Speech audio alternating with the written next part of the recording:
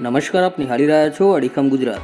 મહીસાગર જિલ્લા ભાજપ અને મહિલા મોરચા દ્વારા જિલ્લા મથક લુણાવાડા 4 રસ્તા પાસે પશ્ચિમ બંગાળના તૃણમૂલના નેતા શાહજહાં શેખના મહિલાઓ પર અત્યાચારોને વખોડી કાઢી મમતા બેનર્જીના રાજીનામાની માંગ સાથે વિરોધ પ્રદર્શન કર્યું હતું।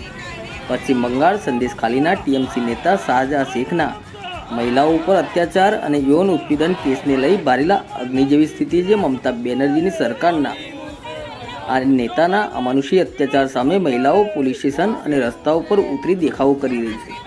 આવા સમયે મહીસાગર જિલ્લા ભાજપ અને મહિલા મોરચાએ દેખાવો કરી એક મહિલા મુખ્યમંત્રીના શાસનમાં મમતા બેનર્જીને સરકારમાં જ મહિલાઓ સુરક્ષિત ન હોય ઘટનાને સખત શબ્દોમાં વખોડી કાઢી હતી।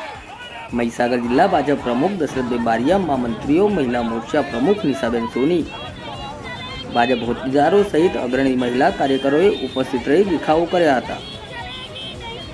મહિલાઓ અમાનુષી અત્યાચાર અને આ નેતાના શોષણને લઈ પોલીસ મથક અને રસ્તાઓ પર ઉતરી આવ્યા બાદ આ નેતાની ધરપકડ કરાઈ હતી। તેમ છતાં મમતાજીએ તેના નેતાને છાવરી રહી હોવાનો ભાજપે આક્ષેપ કર્યો છે। મહીસાગર જિલ્લા ભાજપે જો એક મહિલા સીએમ મમતા દીદીના શાસનમાં મહિલાઓ સુરક્ષિત ન હોય તો તેઓ પદને હકદાર નહીં હોવાનો સૂર વ્યક્ત કર્યો છે। સાથે જ એક મહિલા મુખ્યમંત્રી તરીકે મહિલાઓને રક્ષણ આપવામાં તેઓ નિષ્ફળ રહ્યા હોય પદ છોડી દેના આક્રોશ સાથે મહીસાગર જિલ્લા ભાજપે માંગ કરી સૂત્રોચ્ચાર પણ કર્યા હતા।